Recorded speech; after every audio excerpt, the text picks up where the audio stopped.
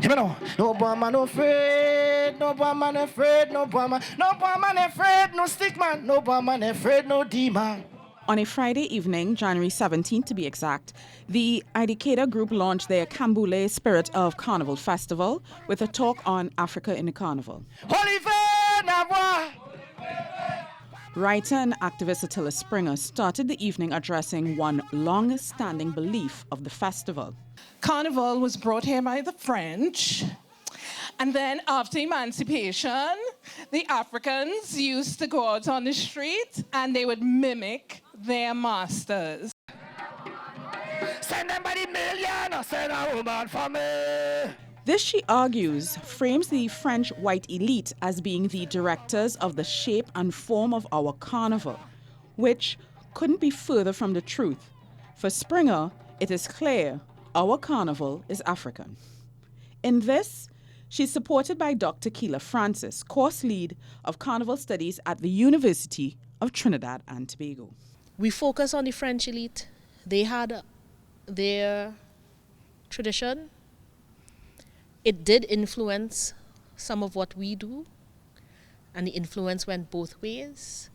But even if we say it's French, a lot of the Francophone, former enslaved or free coloreds, those were the people fomenting what we see on the street today as Trinidad Carnival.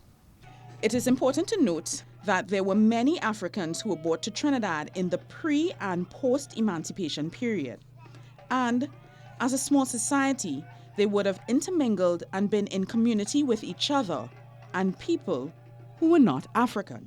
Or what's unique about Trinidad is that we blend so well. The reason we blend so well is because it has an African base, which made the space open for everybody.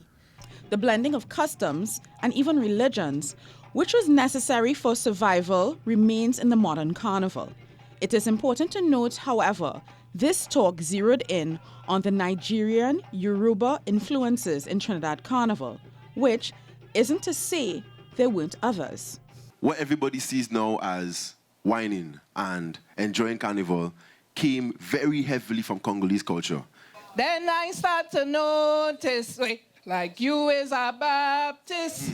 She said, darling, no, my darling is not so. This Yoruba influence is also what connects carnivals within the African diaspora.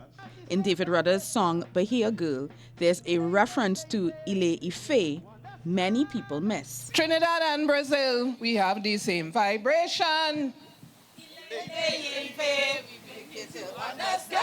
Ile Ife is both a place in Nigeria and a metaphysical one in Orisha canon. Rudder had a spiritual connection with his Bahia Girl through a shared understanding. For some, that connection is what makes our carnival so special, the veneration of spirits.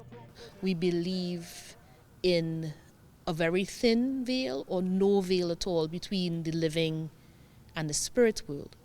And so what we see in Carnival, we created a space then where that kind of mentality, that worldview can be expressed through masquerade, through movement and music.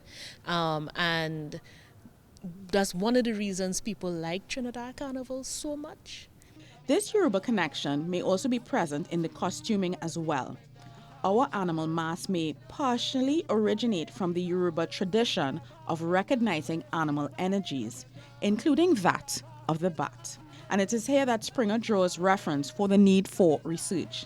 Matthew Wiley, the son of the legendary bat mask performer Edgar Wiley, died last year, perhaps closing a door on the meaning behind that portrayal.